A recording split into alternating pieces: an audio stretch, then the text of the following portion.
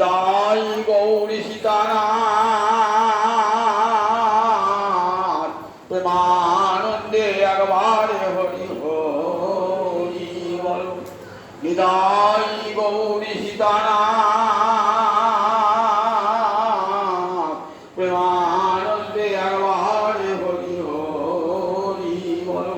নিতাই গৌরী সীতানাথ প্রেমানন্দে একবার হরি হরি। ভক্তবৃন্দের চরণে আমার কোটি কোটি দণ্ডবৎ প্রণিপাত। মায়াবদ্ধ জীবের নাহি শত কৃষ্ণ জ্ঞান, জীবের কৃপায় কৃষ্ণ কইল বেদ পুরাণ। কবিরাজ গোসাই পাদ চৈতন্য চৈতামৃত বলছেন, মায়াবদ্ধ জীবে নাহি শত কৃষ্ণ জ্ঞান। শত মানে আপনা হতে, আপনা হতে জীবের কৃষ্ণ স্মৃতি জাগ্রত হয় না। জীবের যাতে কৃষ্ণ স্মৃতি জাগ্রত হয় না কেন? ত্রিগুণময়ী মায়ায় ভগবান জীবকে এমন বন্ধনে আবদ্ধ করেছেন যে জীব নিজের স্মৃতিকেই হারিয়ে ফেলেছে।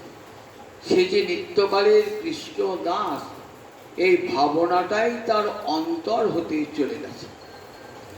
সে কখনো ভাবে না যে আমি নিত্যকালের কৃষ্ণ দাস, কৃষ্ণের সঙ্গে আমার সম্পর্ক জন্ম জন্মান্তরের। এ বোধটা সে হারিয়ে ফেলে।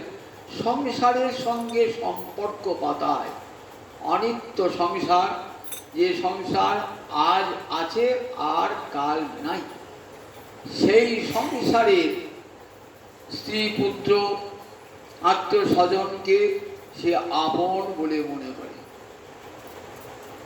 সেখানে যদি সুখ পায় মনে করে এই সুখটাই বোধহয় চরম সুখ। বিদ্যাপতি বলছেন যে এই সংসারের সুখটা কেমন? তা তল সৈকত বাড়ি বিন্দু সম সুতমিত রমণী সমাজ। তা তল সৈকত বাড়ি বিন্দু সম সুতমিত রমণী সমাজ। সুত মানে পুত্র, মিত মানে বন্ধু, রমণী মানে স্ত্রী। স্ত্রী পুত্র আত্মীয় স্বজনের সঙ্গে সংসারের যে সুখটা, সেটা কেমন? তা তল সৈকতে বাড়ি বাড়ি বিন্দু সম।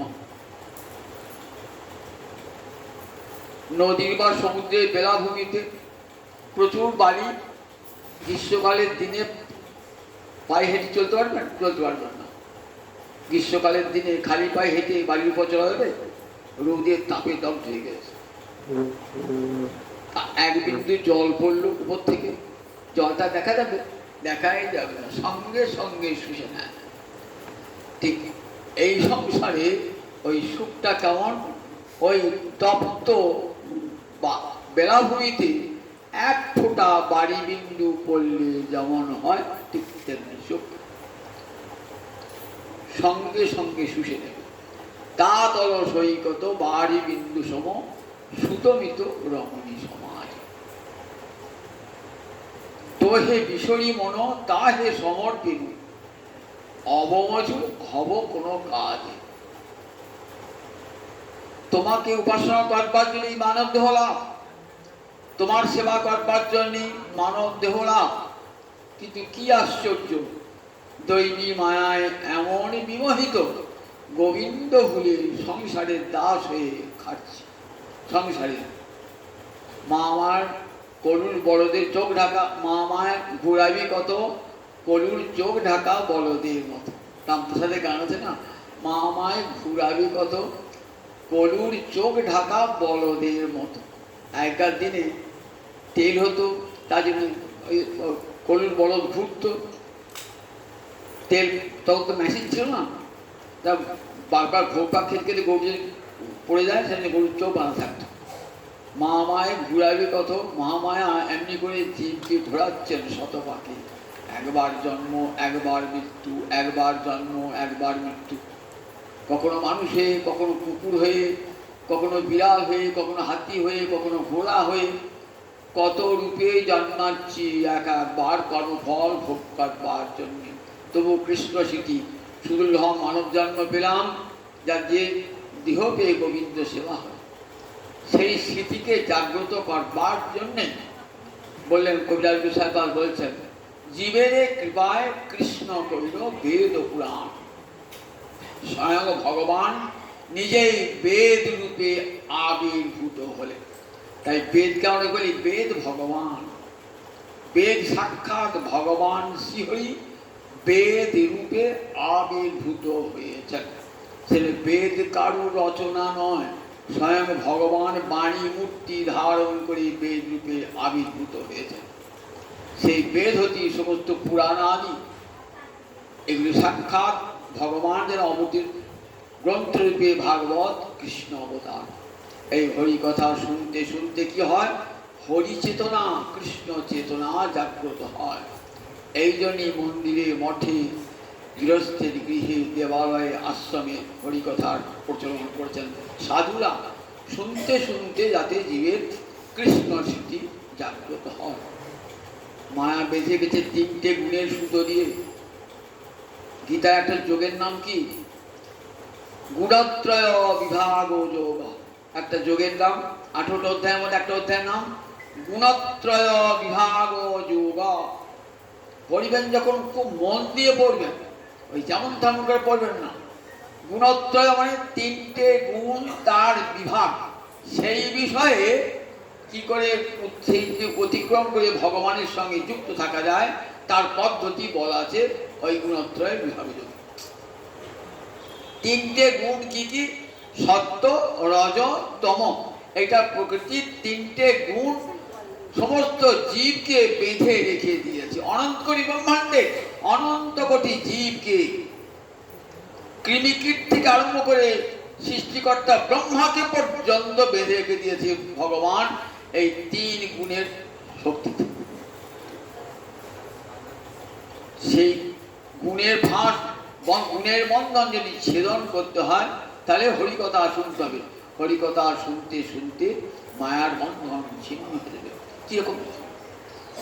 আগেকার দিনে চিঠি আসতে গেছেন তো, চিঠির মুখে মুখটা আটা দিয়ে আটা থাকতো, আটা দিয়ে আটা থাকতো।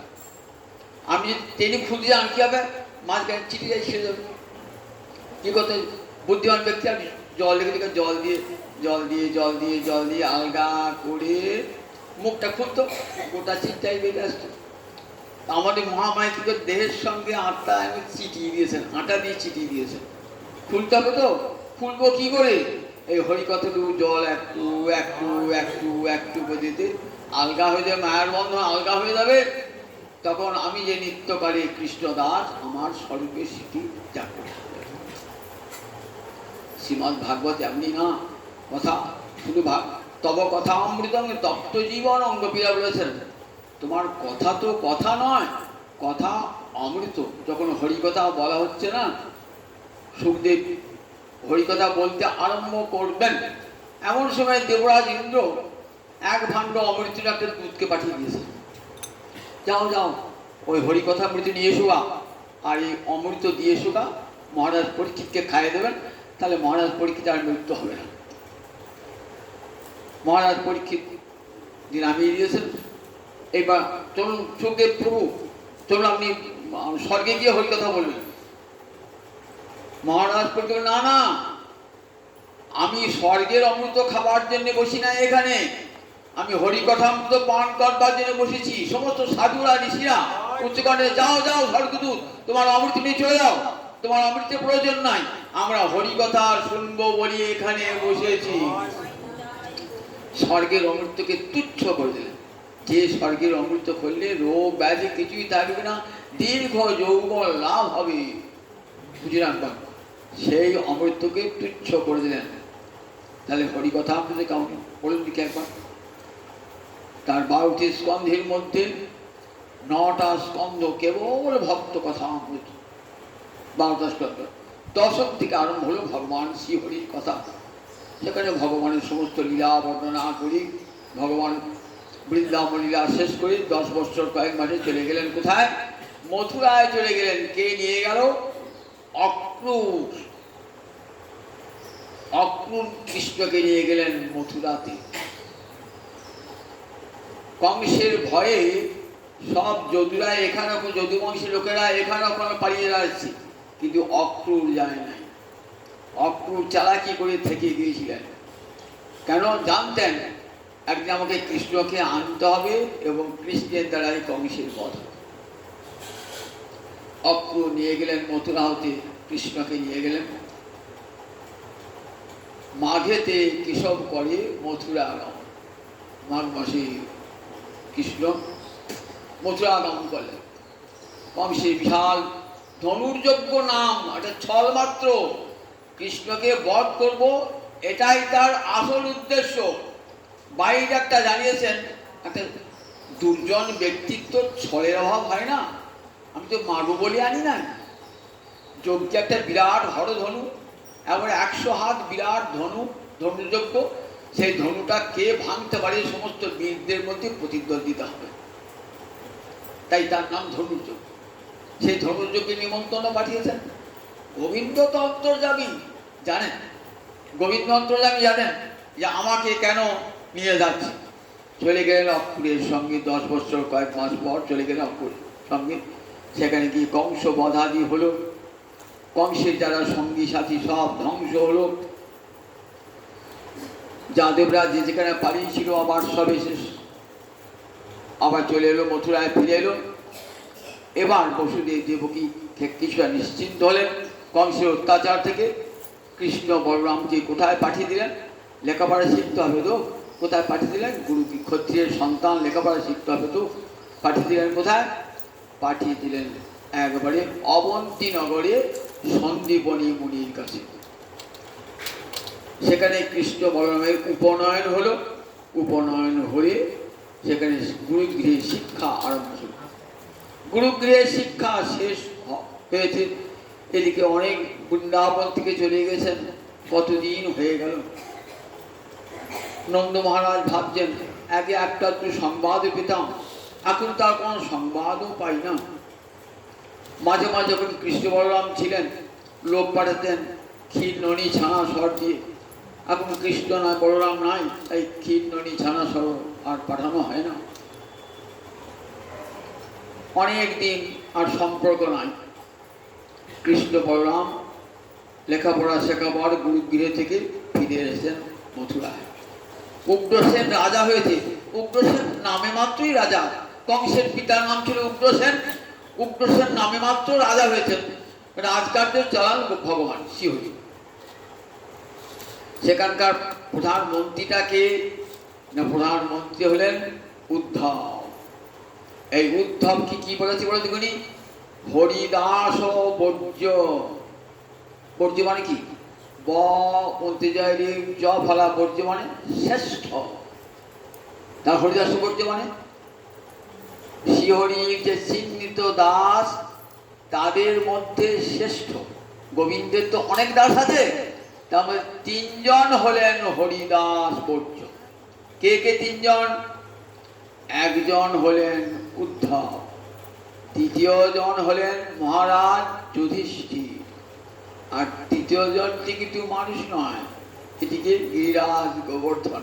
মানুষ না, কি হলো বলে মানুষ গিরিরূপে রয়েছেন। কি বললেন মানুষ? ওই যেদিন গোবর্ধন যজ্ঞ হলো সেদিন গিরিরাজ মূর্তি ধারণ করেছিলেন। গোবিন্দ দেখাচ্ছেন, দেখো গিরিরাজ আজ দেখো তোমাদের দেওয়া সব অন্ন গ্রহণ করেছেন। গোবর্ধন যজ্ঞে তুমি খাও রাশি রাশি, তার তুলনায় মোদের অন্ন নহে 1 তিল গ্রাসি। ভোগাটি গানে শুনবেন, ভোগাটি গানে। গোবর্ধন যজ্ঞে তুমি খাও রাশি রাশি, তার তুলনায় মোদের অন্ন 1 তিল গ্রাসি। তাহলে গোবর্ধন যজ্ঞে স্বয়ং গোবর্ধন মূর্তি ধারণ করেছিলেন। মূর্তি ধারণ করে সব খেয়েছিলেন। গোবিন্দ দেখাচ্ছেন, দেখো এতদিন তো তোমরা দেবরাজ ইন্দ্রের পূজা করতে, দেবরাজ ইন্দ্র নেমে এসে তোমাদের দ্রব্য খেয়েছিল, দেখো গিরিরাজ গোবর্ধন খাচ্ছে। তাই গিরাজি মূর্তি আছে। এই গিরাজ গোবর্ধনকে কি বলা হয়? হরিদাস। এই তিনজন চিহ্নিত হরিদাস। বহু সাজ অনন্ত করি ব্রহ্মাণ্ডময় হরিদাস আছে, তারপরে তিনজন প্রধান মনে থাকবে। একজন উদ্ধব, দ্বিতীয় জন মহারাজ যুধিষ্ঠির, তৃতীয় জন হলেন গিরিরাজ গোবর্ধন। এই তিনজন হলেন ভগবান শ্রীহরির চিহ্নিত দাস। এই উদ্ধব ভগবানের একান্ত প্রিয়। ফিরে এসেছেন মথুরায়, রাজকার্য করছেন। যমুনায় চান করতে গিয়ে মরে পড়ে গেল। যমুনায় তীরে অপর পারে ব্রজবাসীদের কথা মনে পড়ল। কতদিন ব্রজ ছেড়ে এসেছি, মনটা পড়ে আছে কোথায়? ব্রজেতে। দেহটা রয়েছে মথুরায়, মনটা পড়ে রয়েছে ব্রজেতে। রাজকার্য করছেন, রাজকার্যে মন নাই। রাজকার্য করতে করতে হঠাৎ ফাঁকে একশো অবসরে নিয়ে গেলেন উদ্ধবকে। কোথায়? একটা নির্জন কক্ষে। উদ্ধবের পরিচয়টা সুখদেব তুলে ধরলেন। বিষ্ণাং প্রবর মন্ত্রী কৃষ্ণস্য দ্বৈত সখা, শিষ্য বৃহস্পতি সাক্ষাৎ উদ্ধব বুদ্ধি সত্তম। বৃষ্টিনাং অর্থাৎ যদুবংশের সর্বশ্রেষ্ঠ মন্ত্রী। ভগবানের মন্ত্রী দরকার? তা বলে হ্যাঁ, মন্ত্রী দরকার, সহায় মন্ত্রণা দেবেন তো। ধরুন আপনি একটা আমার অবস্থা বলেন, এটা করি না সেটা করি, দ্বিধাগ্রস্ত হয়েছে। তখন যদি আমরা খুব কাছের লোক থাকে, যে আপনাকে কি পরামর্শ দেবেন? আপনাকে পরামর্শ দেন আমি এটা করি। আমি বিভ্রান্ত গেছি, কোনটা করে ঠিক হবে? একদিকে যুধিষ্ঠির রাজসূয় যজ্ঞ, আর একদিকে জরাসন্ধ ৮৬ জন রাজাকে বন্দী করেছে, আর ১৪ জন রাজাকে নিয়ে গেলে হত্যা করে। সে খবরটা ওই ৮৬ জন রাজার চিঠিকে পাঠিয়েছে কৃষ্ণকে একই সময়। কি করবে কৃষ্ণ? কিম কর্তব্য বিমূঢ়। কি করবে? কোথায় যায়? যুধিষ্ঠির রাজসূয় যজ্ঞে যায়, নাকি জরাসন্ধের হাত থেকে রাজাদের মুক্তি করবার জন্য যায়? বলো না। উদ্ধব কি করি? উদ্ধব কেন প্রভু, তোমার অসাধ্য কি আছে? তুমি দুটো মূর্তি ধারণ করো, এক মূর্তি ধারণ করে রাজসূয় যজ্ঞে যাও, আর এক মূর্তি ধারণ করে জরাসন্ধকে বধ করে ওই ৮৬ রাজাকে মুক্ত করো। এই মন্ত্রণা কে দেবে বলুন দেখি? খুব নিজের জন্য হলে মন্ত্র দেয় না। তাই বিষ্ণাং প্রবল মন্ত্রী কৃষ্ণস্য দ্বৈত সখা। দ্বৈত সখা মানে নরম সখা। অনেকে অনেক বন্ধু থাকে, কলেজে পড়বার সময় মেলা বন্ধু, স্কুলে পড়বার সময় মেলা বন্ধু, বিশ্ববিদ্যালয়ে পড়বার সময় মেলা বন্ধু। তাই বলি আমার সেই বন্ধুগুলো সব নিজের লোক নাকি? সবাই তার ঘনিষ্ঠ কথা বলা যায়? আমার মনের কথা বলবার জন্য ঠিক ২-৮টি ঘনিষ্ঠ বন্ধু থাকতো।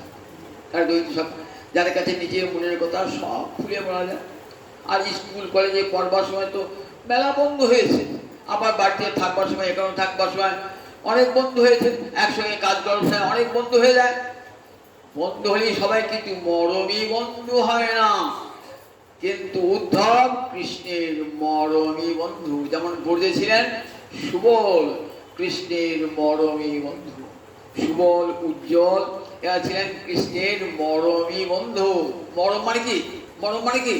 মরম মানে হৃদয়, মর্ম। এবার স্বরভক্তি করে সেটা হচ্ছে মরম। ধর্ম ধরম, কর্ম কর্ম। মরম মানে হৃদয়, মর্ম মানে হৃদয়। ব্যাকরণের স্বরভক্তি দ্বারা কি হয়েছে? মরম। মরম থেকে মরমী। মরমী ভক্ত মানে খুব আপন হৃদয়ের ভক্ত, সমপ্রাণ সখা মতো। সমপ্রাণ হতে হবে, তবে তো সব বন্ধ হয়। উদ্ধবকে বিষ্ণাং প্রবর মন্ত্রী কৃষ্ণস্য দ্বৈত সখা, প্রাণ পৃষ্ঠ সখা। বিষ্ণাং প্রবর মন্ত্রী শিষ্য বৃহস্পতি সাক্ষাৎ। পড়াশোনাটা কোথায়? দেখুন, বেদ বিদ্যা লাভ করেছেন কোথায়?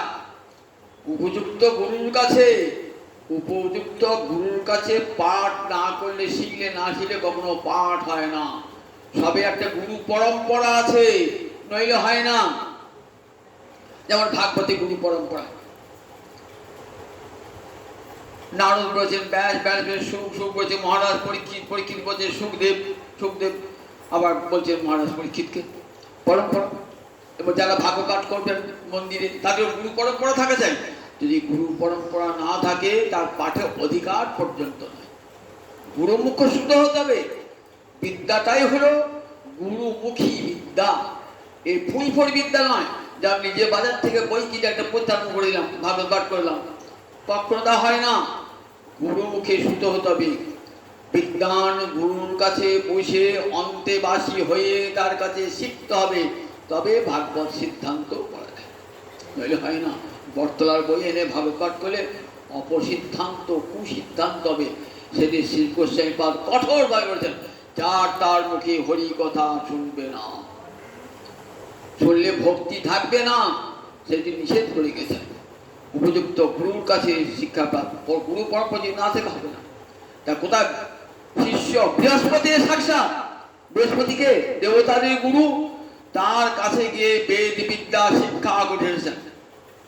উদ্ধব বুদ্ধি সত্য, বুদ্ধিতে উদ্ধবের সমান আর কেউ নাই, এত বুদ্ধি উদ্ধবের। সেই উদ্ধবকে নিয়ে গেছেন নির্জন প্রকোষ্ঠে।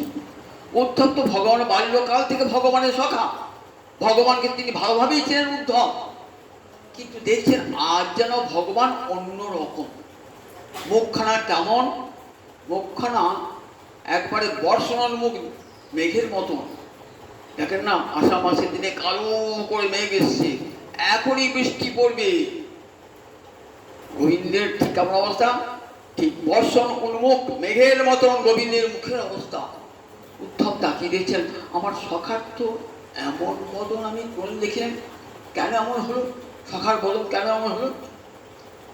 কাছে ডেকে রেখেছেন, একবারে কেউ নাই। গৃহীত পানি না পানি, পানি মানে হাত, নিজের হাতটা, উদ্ধবের হাতটা নিজের হাতের মধ্যে পুড়েছেন। গৃহীত পানি না পানি, হাতটা হাতে ধরে কি বলছেন, উদ্ধব একবার ব্রজে যাও হে, গৃহীত পানি না পানি। বলে উদ্ধব একবার ব্রজে যাও হে, গৃহীত পানি না পানি।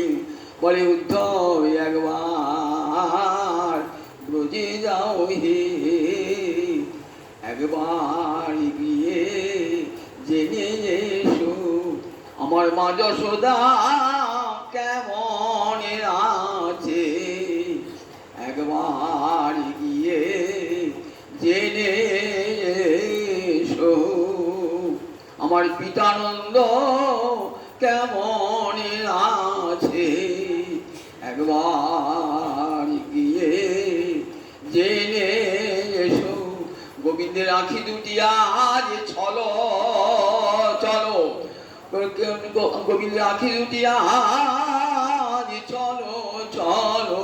বলে উদ্ধবে একবার ব্রজে যাও হে, গচ্ছদ্ধব ব্রজং সৌম্য পিতৃ ন প্রীতিমাবহ, গচ্ছদ্ধব ব্রজং সৌম্য। সম্বোধনটি করছেন কি বলে, সৌম্য বলে। উদ্ধবের মূর্তি কেমন, একবারে সুন্দর সৌম্য মূর্তি, চাঁদের মতন মূর্তি। সোম মানে কি, চাঁদ। সোম থেকে সৌম্য কথাটি, সুন্দর স্নিগ্ধ চাঁদের মতন মূর্তি। সৌম্য, তুমি একমাত্র পারবে আমার পিতা মাতাকে সান্ত্বনা দান করতে, তুমি সাহায্য পারবে না, তুমি যোগ্য। গচ্ছদ্ধব বোঝং সৌম্য পিতৃ ন প্রীতিম আবহ।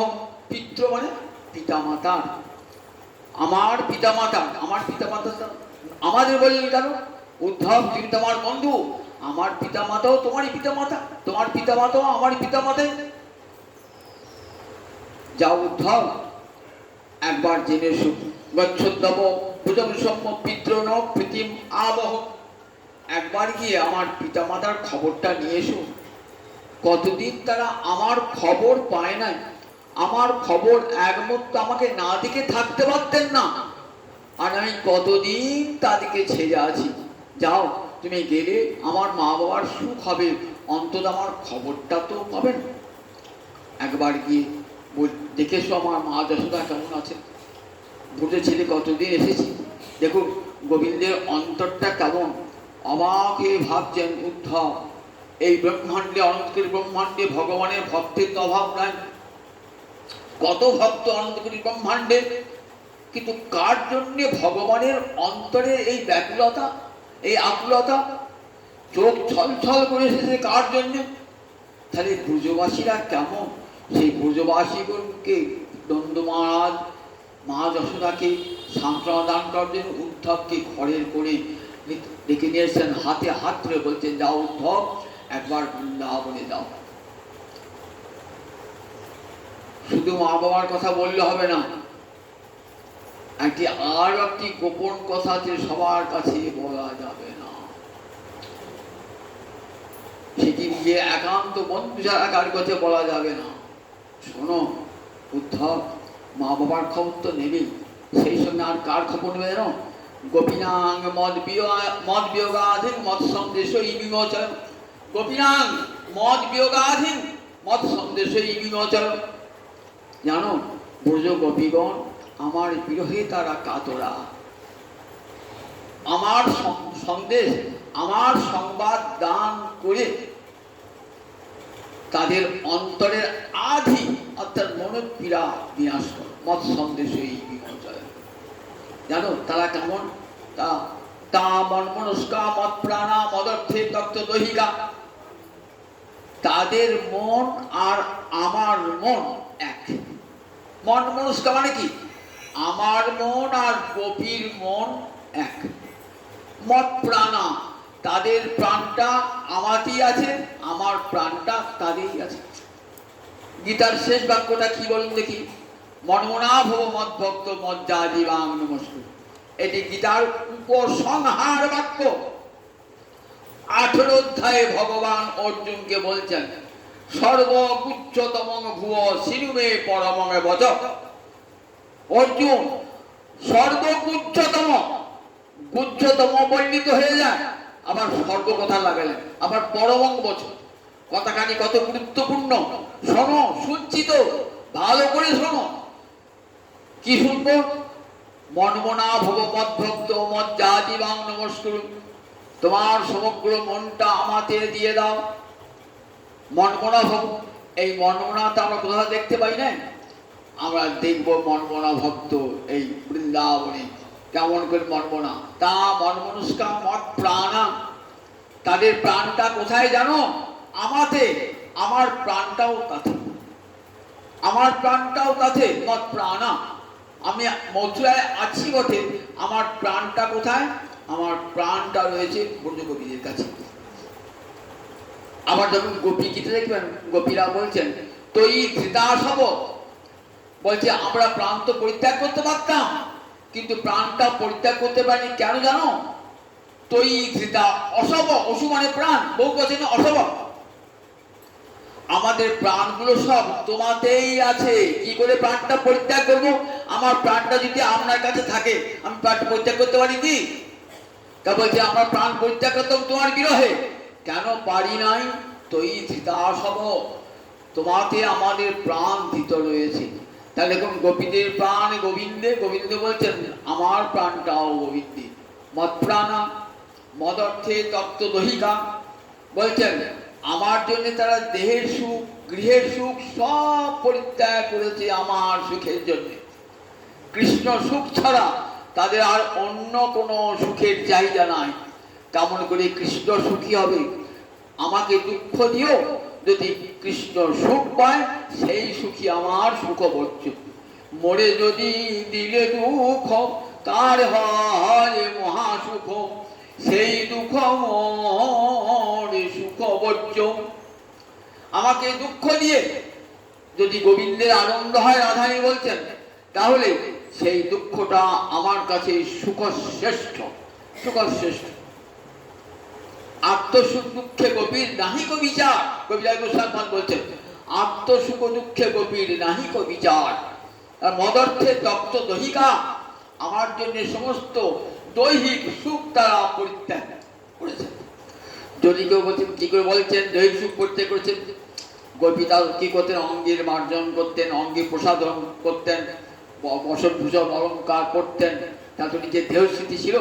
বলে না না না, তবে যে দেখিয়ে গোপীর নিজ দেহে প্রীত, সে হতো কৃষ্ণের লাগি জানে হ নিশ্চিত। খুব ভালো করে চৈতন্য চৈতন্য পয়ারগুলো পড়বেন, তাহলে গোপীতত্ত্ব বুঝতে পারবেন। এই আমাদের চোখ দিয়ে গোপীতত্ত্ব বোঝা হয় না। তবে যে দেখিয়ে গোপীর নিজ দেহে প্রীত, প্রীত মানে প্রীতি, গোপীদের যে নিজ দেহে এত ভালোবাসা, সেটা কি জন্য? সে হতো কৃষ্ণেরও লাগি জানি হ নিশ্চিত, সেটাও কৃষ্ণের জন্যে। গোপীরা জানেন আমার এই দেহটা কৃষ্ণ সেবার জন্যে, কৃষ্ণ সেবার উপকরণ। পুরোহিত যখন গোবিন্দ সেবা করতে যায় কি করে বলুন দেখি? পুরোহিত কি করেন? ওই তামার টাটিটা, তারপর পঞ্চপাত্রটা কি করেন? ভালো করে ধুয়ে মুছে নিয়ে যান, তো কারণ সেটা সেবার উপকরণ। তো নইলে প্রতিদিন পরিষ্কার করে ধুয়ে মুছে নিয়ে যান, সেবার উপকরণ। গোপীরা বলছেন আমাদের দেহটা, আমাদের দেহ ইন্দ্র সব তো কৃষ্ণ সেবার উপকরণ। তাই রাধা নিজে সাজেন উদ্দেশ্য, আমার এই সৌন্দর্য দেখলে গোবিন্দ সুখী হবেন তো, গোবিন্দের সুখ হবে তো। গোবিন্দকে সুখ দান করবার জন্য রাধানীর সাজা, নিজের দেহের সৌন্দর্য বাড়াবার জন্য নয়। আমার সৌন্দর্য দেখে গোপী শোভা দেখি কৃষ্ণের শোভা বাড়ে যত, কৃষ্ণ শোভা দেখি গোপীর শোভা বাড়ে তত। পরস্পর শোভাতে হুড়হুড়ি লেগেছে। কৃষ্ণ শোভা দেখে গোপীর শোভা বৃদ্ধিপ্রাপ্ত হচ্ছে, গোপীর শোভা দেখে কৃষ্ণের শোভা বৃদ্ধিপ্রাপ্ত হচ্ছে। কে কাকে হারায় দেখেছেন তো? তাই তবে যে কৃষ্ণের লাগি জানি অনিশ্চিত, জানবে সেটা কৃষ্ণের জন্যে। তাদের নিজ দেহে ভক্তি তারা সাজেন খোঁজেন কি জন্যে? রাধানি আয়নায় সাজছেন তো, তা আয়নার সামনে দাঁড়িয়ে, আচ্ছা আয়নায় কার মুখ দেখা যায়? যে সাজছে তার মুখটা দেখা যাবে তো। কিন্তু কি আশ্চর্য দেখুন, আয়নায় গোবিন্দের বদন দেখা যাচ্ছে। কতখানি তন্ময়তা এলিয়ে অবস্থায় ঢাই বলেন দেখি। রাধানী নিজের বদন দেখছেন না, দেখছেন আয়নায় যেন স্বয়ং গোবিন্দ এসে দাঁড়িয়েছেন।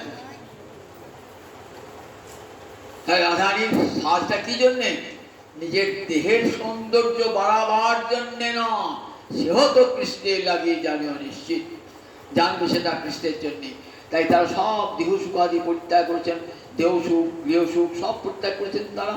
রাসের যখন বাঁশি শুনলাম না, বাঁশির ডাকে গোবিন্দ সব সুখ পরিত্যাগ করে চলে গেলেন, এক মুহূর্তে ছুটে চলে গেলেন, সব বাঁধন হারা হয়ে গোপী আর চললেন। শুনত গোপী প্রেমহী রূপী আপনা মনহি মনহি আপনা সোপি, মনে মনে সব নিজেকে সমর্পণ করে দিয়ে গোপী আর ছুটছেন কৃষ্ণের বংশীধ্বনি শুনে। ঘরে কোথায় কি পড়ে থাকলো, কে পড়ে থাকলো, আমার জন্য কে কাঁদছে, এসে দেখা দেখি না। কেউ সুখ মদর্থে তপ্ত দহিকা, কথাগুলি ভাগবতের কি দামি দেখুন একবার। মদর্থে তপ্ত দহিকা, জানো উদ্ধব আমার জন্য যে তপ্ত লোক ধর্মস্য, যারা আমার জন্য লোক ধর্ম সব কিছু পরিত্যাগ করে, লৌকিক প্রচেষ্টা ত্যাগ করে, আমি কি করি জানো? আমি তার বিভর্বী, আমি তাদেরকে সুখে আমি তাদেরকে সুখ দান করি, এটা আমার মতো। তাহলে কি করে বেঁচে আছে তারা? তোমাকে না দেখে থাকতে পারে না।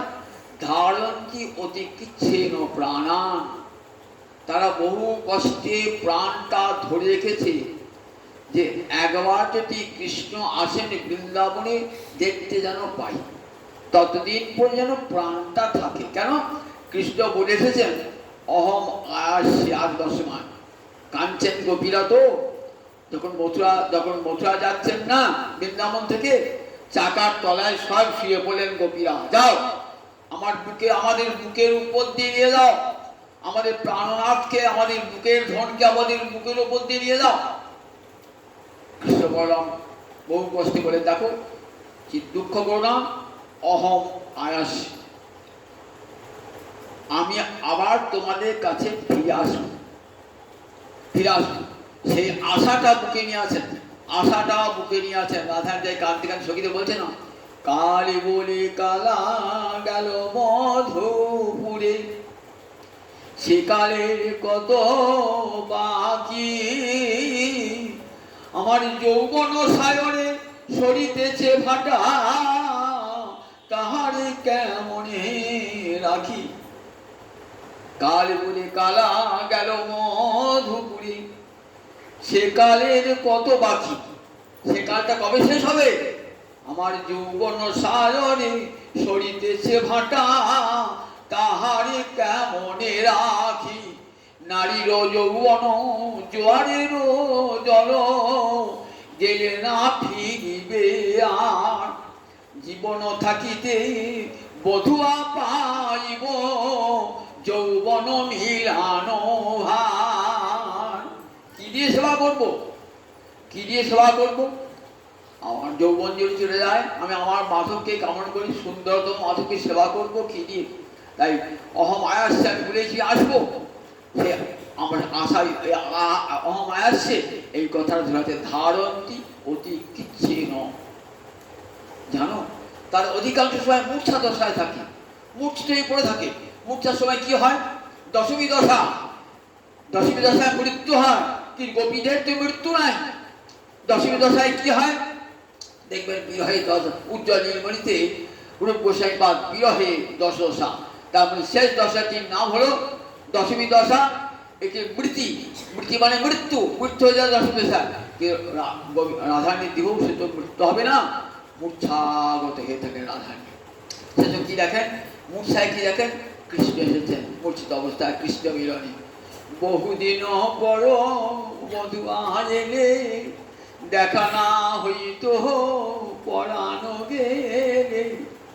দুঃখিনীর দিন দুঃখেতে গেল, মথুরাপুরে ছিলে তো ভালো। ফাটিয়া যাইতো পাষাণ হলে, পাষাণ হলে ফেটে যেত। দেখো রাধারানী শব্দে দেখছেন, ভাব সবের চন্দ্রাস গাইছেন, মূর্ছা দশায় দেখছেন স্ফূর্তি, কৃষ্ণ স্ফূর্তি, কিছু নাই কিন্তু, কিন্তু কৃষ্ণ স্ফূর্তি। যেন কৃষ্ণ এসেছেন, রাধারানী কাঁদতে কাঁদতে বলতেন মূর্ছা দশায়, বহুদিন বড় বধুয়া এলে, দেখা না হইতো পরাণ গেলে। যদি প্রাণটা চলে যেত আর তো দেখতে পেতাম না, আর তো দেখতে পেতাম না। সখী দিয়ে বলছিল, আমি তো মরবো রে, আমি তো মরেই যাবো। তুই জানিস মরে গেলে কি করবি? এই দেহটা কি করবি? বলছি, নীরে নাহি ভাষা হবি, আর অনরে নাহি দা হবি, রাখবি দেহ বড় মাঝে।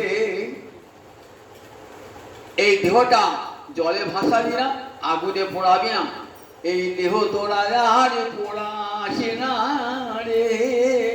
কৃষ্ণ বিরহে আমার পোড়ায় অঙ্গ, এই পোড়ায় অঙ্গ যাহারে পোড়াসে না রে। ওরে ও ললিতা রবি শাখা, এই পোড়ায় অঙ্গ যার পোড়াসে না রে। জলে ভাসাবি না, আমি সদাই নয়নে জলে ভাসি, এ দেহ জানো আর জলে ভাসায় না। কি করবো আমার মরা দেহটা? মরিলে তুলিয়া রেখো তমালের ডালে, তমালের ডালে আমাকে বেঁধে রাখবে, কারণ তমালে কালো কৃষ্ণ কালো, তাই তমালে বড় ভালোবাসি। ওই কালো রঙকে আমি বড় ভালোবাসি। তমাল কালো কৃষ্ণ কালো, তমাল কালো।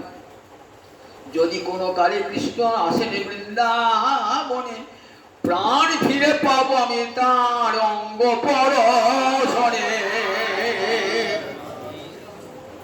যদি কোনোদিন বৃন্দাবনে আসেন, যদি একবার আমার অঙ্গ স্পর্শ করে, আমি প্রাণ ফিরে পাবো, আমাকে লিখে দিন। সখী দেখেছেন তো এই মূর্ছা দশায় এই অবস্থাটি কাঞ্চন সখীগণের কাছে। অবমাধব মথুরা পুরেতে গেল, আমার গোকুল মানিক কোহরি নিল। আমার হরিকে কেবা করে নিল, আমার এই সাধের ব্রজ আধার করে, আমার হরিকে কেবা করে নিল। রাধাই নয়ন জলে ভাসছে। গোকুলে উঠল করুণা করুন, নয়নক জলে দেখো বহে হিল। যমুনার পাশে পাশে আর একটা নদী বয়ে চলেছে, রাধা রানীর চোখের জল, রাধারানীর চোখে জল। তাই বৃন্দাবনের জল কেউ খায় না জানেন তো, রাধার নোনা জল, রাধারানীর চোখের জল, বৃন্দাবনের জল, রাধারানীর চোখের জল। যেন একটা নদী বেরিয়ে গেছে যমুনার পাশে পাশে। তাই ধারণ তো ছিল। উদ্ধব ভাবছেন ব্রজের গোপীদের সঙ্গে কৃষ্ণের আবার কি সম্পর্ক, কেন বলুন দেখি। উদ্ধব কিন্তু পরকীয়া রসের খবর রাখেন না। উদ্ধব তো মথুরার লোক, মথুরার লোক। ব্রজের গোপীদের কথা তার জানবার কথা নয়, জানবার কথা নয়।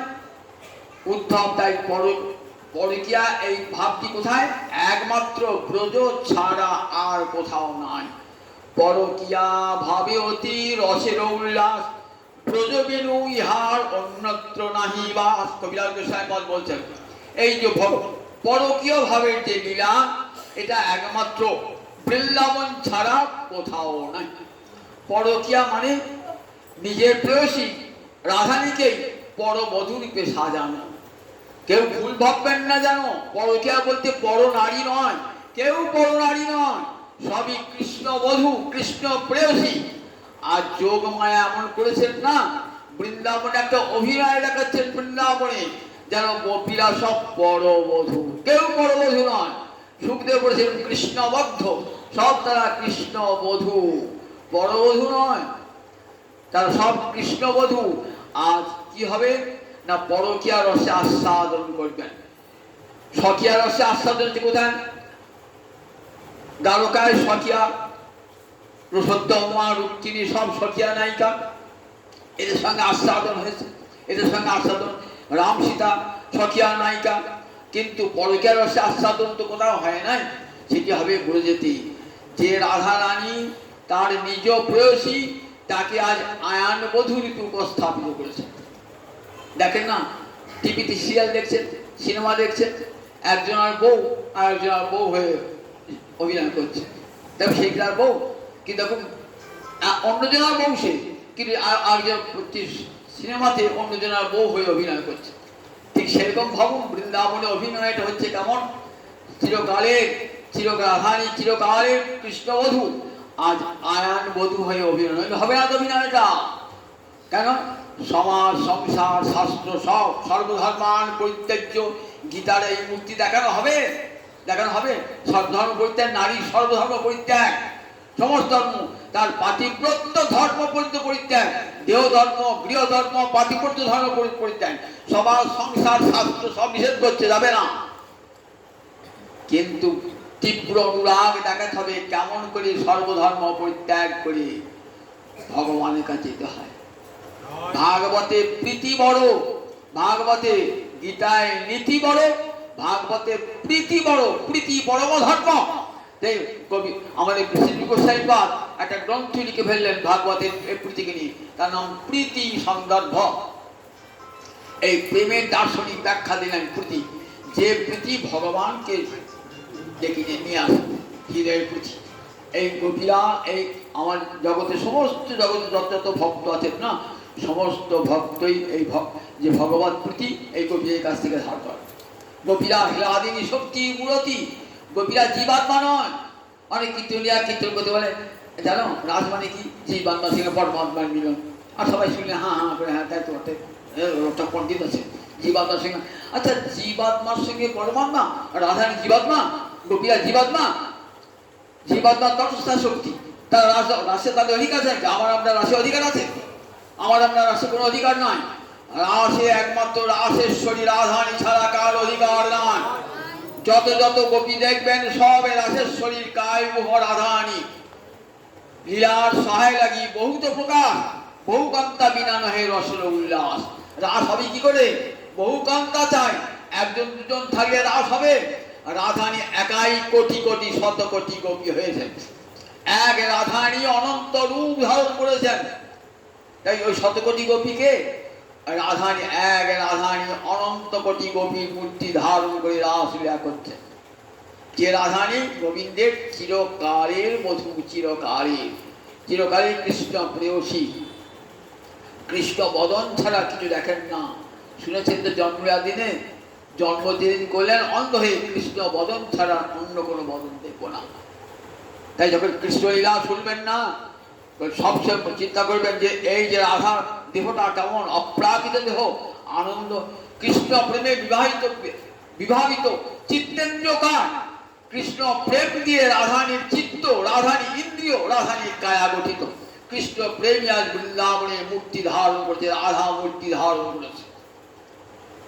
শুধু পরে কি আর সেই লীলা বলে ভাববেন না, নাক শিখাবেন না। দেখো কৃষ্ণ পরের বউকে নাচিয়েছে রাসেতে, কেউ পরের বউ নয়, কেউ তো পরের বউ নয়, সবই রাধা গোবিন্দের নিজের সখিয়া সব।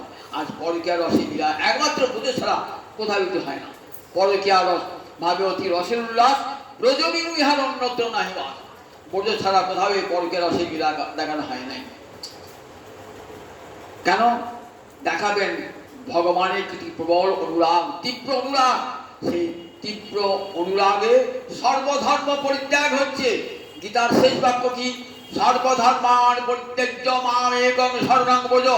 সর্বধর্ম পরিত্যাগ করে আমার চরণে শরণাগত হও। সেটি একমাত্র গোপীর অভিসারে দেখানো হলো কেমন করে সর্বধর্ম পরিত্যাগ করতে হয়। আমরা সব ধর্ম রেখে দিয়ে গোবিন্দ ভজন করি। সংসার থাকুক, আমার ছেলে থাকুক, মেয়ে থাকুক, তার সব ভালোবাসা থাকুক, সব থাকুক, এতে যদি গোবিন্দ পাওয়া যায়।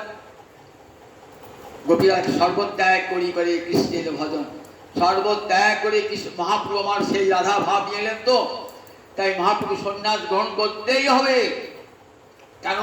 সর্বত্যাগ ছাড়া কৃষ্ণ ভজন হবে না। সন্ন্যাস গ্রহণ করে যখন দাঁড়িয়েছেন, অদ্বৈতের গৃহে এসেছেন না, তখন অদ্বৈত প্রভু ডাকছেন, চোখের জলে ভাসছেন, প্রভু তুমি যেমন করে থাকো না তেমনি সুন্দর প্রভু। যখন চাঁচড় চুলে বেড়াতে নবদ্বীপে তখনও সুন্দর, আবার মণ্ডিত মস্তকে তখনও সুন্দর, পদ্মফুল শ্যাওলপুরে ঢাকাও সুন্দর। তোমার অপূর্ব প্রভু, কেন ছেড়ে গেলে প্রভু? কেন নবদ্বীপ ছেড়ে গেলে প্রভু? কেন প্রভু? এখানে কি কীর্তন হতো না? এখানে তোমার ভক্ত ছিল না? কেন ছেড়ে গেলে প্রভু? বলতে দেখো তুমি তো সব জানো, বিনা সর্বত্যাগী কৃষ্ণ ভজন হয় না। দেখো ভগবান যিনি প্রাণনাথ, তাকে ভজন করতে সর্বত্যাগ করতে হয়। জগৎকে সেই শিক্ষা দেওয়ার জন্য আমাকে সন্ন্যাস গ্রহণ করতেই হবে। সর্বধর্মান পরিত্যাজ্য মাম একং শরণং, আমার চরণে শরণাগতি গোপীদের দেখা নেই। তাই তারা কি কথা? ধারন্তি অতিকিচ্ছেদ প্রাণ কথঞ্চন, কোন প্রকারে প্রাণটা ধারণ আছে। যদি উদ্ধব সন্দেহ পোষণ করেন, তাই কি বলেন? শোনো উদ্ধব, কি ভুল বুঝো না, এই গোপীরা কিন্তু পরের মেয়ে নয়, বল্লভ্য মেয়ে মদাত্মিকা। বল্লভী বহু বচনে বল্লভ্য, নদী সন্মতি রূপ, নদী নদ্য বল্লভ্য মানে এই যে ব্রজগোপীরা আমারই আত্মা। ভালো করে কান পেতে শোনো, বল্লভ্য মেয়ে মদাত্মিকা, এই ব্রজবল্লভীগণ আমারই আত্মা। আমাদের তাতে কোনো পার্থক্য নাই। রাধা কৃষ্ণ এক আত্মা দুই দেহ ধরি, একটা আত্মা একটা দেহ থাকে, তাহলে দুটো দেহ দুটো আত্মা হতে হবে তো। কিন্তু রাধা কৃষ্ণ এক আত্মা দেহ দুটি, তার মানে গোবিন্দের আত্মাই রাধা মূর্তি ধারণ করেছে, আবার রাধা রানী কোটি কোটি গোপী মূর্তি ধারণ করেছে। তাহলে কি হলো? কৃষ্ণের আত্মাই সমস্ত গোপীরা, সমস্ত। তাহলে কেউ পর হলো নাকি? তাহলে সব সখীও নিজের আত্মাই যদি গোপী মূর্তি ধারণ করে, তাহলে গোপীরা কি পরবত হয় নাকি?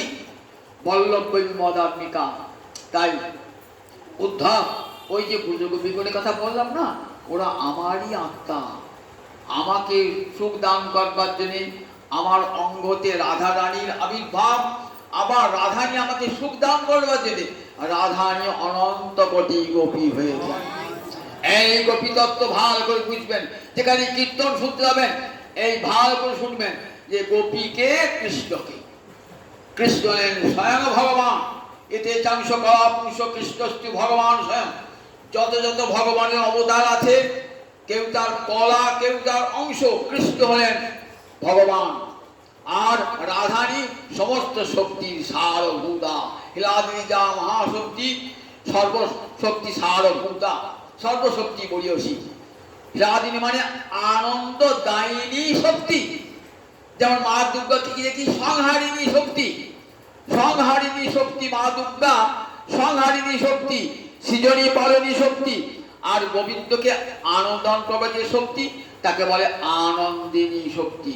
সেই আনন্দিনী শক্তির মূর্তি হলেন রাধারানী। জগতে যত কান্তা শক্তি দেখবেন লক্ষ্মী দুর্গাদি সব রাধারানীর অংশ সম্ভূতা। এটা আমার কথা, বেদের কথা।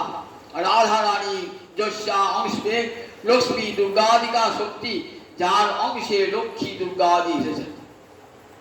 রাধারানী কি সুদা জিনিস? রাধারানী রাধারানী সেই রাধারানী পরবধূ হতে পারে?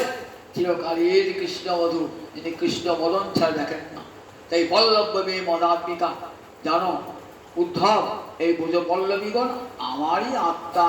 তারা মূর্তি ধারণ করেছে বৃন্দাবনে রাসলীলা করবার জন্যে, না আমাকে নানান রূপে সুখ দান করবার জন্যে। রাধা মূর্তি রাধাতে রাগনি শক্তি।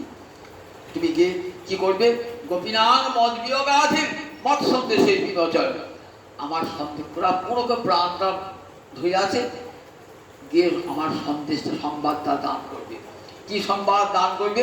যে কৃষ্ণ আসবে, কৃষ্ণ আসবে। এই সংবাদটা পেলে পারি গোপীরা বেঁচে থাকবে। প্রাণটা কোনো ধরে আছে, যদি তোমার মুখে শুনতে পায় যে কৃষ্ণ ফিরে আসবে, তাহলে প্রাণ ফিরে পাবে। উদ্ধব এতক্ষণে গোপীতত্ত্ব সম্বন্ধে, তবে বুঝে যাওয়ার অধিকার হলো। এতক্ষণ বুঝে যাওয়ার অধিকার হয় না। কেন? যতক্ষণ গোপীতত্ত্ব না জানছেন ততক্ষণ বুঝে যাওয়ার অধিকার নাই, বুঝে যাওয়ার অধিকার নাই। এইবার রথে চাপিয়ে দিলেন, রথে যাচ্ছেন, সোনা রথে চলে যাচ্ছেন। প্রজজ নন্দ গোকুলাম। কখন যাচ্ছেন? যেতে যেতে যেতে যেতে সন্ধ্যে লেগে গেছে। নিম্নচতি বিবাহ বসু, সূর্যদেব তখন অস্তা চলে যাচ্ছেন। তখন কৃষ্ণ বিরহে তো বৃন্দাবন কেমন মলিন হয়েছে বৃন্দাবন। গোবিন্দ ভাবছেন মলিন বৃন্দাবন দেখবে উদ্ধব? না, আমি থাকতে যেমন বৃন্দাবনের সৌন্দর্য তেমনি সৌন্দর্য ফুটে উঠো। যোগমায়া, আমি থাকতে যেমন করে যেমন বৃন্দাবন ছিল না তেমনি করে বৃন্দাবনকে সাজিয়ে দাও। উদ্ধব যান দেখো বৃন্দাবনটা কি। যোগমায়া সঙ্গে সঙ্গে শক্তি একবারে কৃষ্ণ থাকা অবস্থায় যেমন বৃন্দাবন তেমনি বৃন্দাবনকে সাজিয়ে তুললেন। যাচ্ছেন, মনে মনে ভাবছেন আজ আমার কি সৌভাগ্য, বৃন্দাবনের পথে চলেছি, খুব আনন্দ। একদিকে কৃষ্ণকে ছেড়ে আসছেন, মনে বেদনা। আবার অপরদিকে ভাবছেন বৃন্দাবন তার তো প্রিয় ধাম, শপথ রমন। সেই বৃন্দাবনটি সবসময় আসেন তিনি তো। কৃষ্ণ তো বৃন্দাবন ছাড়া হন না, সেখানেও কৃষ্ণ প্রভু যাচ্ছে। সন্ধ্যা লেগে গেছে, তখন সব গরু বাছুরেরা সব বাড়ি ঢুকছে। পশুনাং পুররেণুহি ছন্ন জান ভবিষ্যতাং। যখন গোকুলে ঢুকছেন না, তখন ধুলোয় ধুলোয় সব ভর্তি। একবারে গোটা রথটা ধুলোয়, সোনার রথটা ধুলোয় হয়ে গেল। সুখদেব বলছেন মহারাজ, ওই গোপীপদ রেণু না পেলে পরে কখনো ঢোকা যায় না বৃন্দাবনে। ধুলা নয়, ধুলা নয়, যে গোপীপদ রেণু, এই ধুলা মেখেছিল নন্দসুত কানু। এই রাধারী চরণ ধুলা না মাগলে ব্রজের অধিকার না, ব্রজে যাবার অধিকার নাই। রাধারীর চরণ ধুলা অঙ্গে মাগলে তবেই ব্রজে যাবার অধিকার। ব্রজের মাটির এত সম্মান, ব্রজে ঢুকেই ভক্ত ব্রজের মাটি গায়ে মাখে। বিজয় কৃষ্ণ গোস্বামী পুরো যোগী ছিলেন তো, বলে বৃন্দাবনে মাটিতে পা দিয়ে চলো না। পা যোগী তো, যোগ বলে পাটা উঁচু করে চলতেন। বৃন্দাবন মাটিতে পা দেবেন না বলে, পাটা বৃন্দাবনে মাটিতে পা দিও না। বৃন্দাবনে তাই পশু নাম খুঁড়ো রেণুভি, ওই পশুদের সব অত গোবৎস গাভী এদের চরণ ধুলিতে একবারে রথটা ছেড়ে গেল। ভাবছেন এ আমার গোবিন্দের করুণার দান, নইলে বোটে ঢুকতে পেতাম না। বোটে ঢোকার অধিকার দিল, ছাড়পত্র দিল, যাও। সোনার রথে এসেছে তো, সোনার রথ যতই সোনার হোক, যতক্ষণ গোপীপদ ধুলি না পড়ছে ততক্ষণ পবিত্র হবে না। সেই গোপীপদ ধুলি নিয়ে প্রবেশ করলেন। আবার পরের দিন শোনাবো। 8টা 15 বেজে গেলে তো আর আমাকে বলতে দেবে না, জয়নি তাই, জানি তাই, জানি তাই, জানি তাই।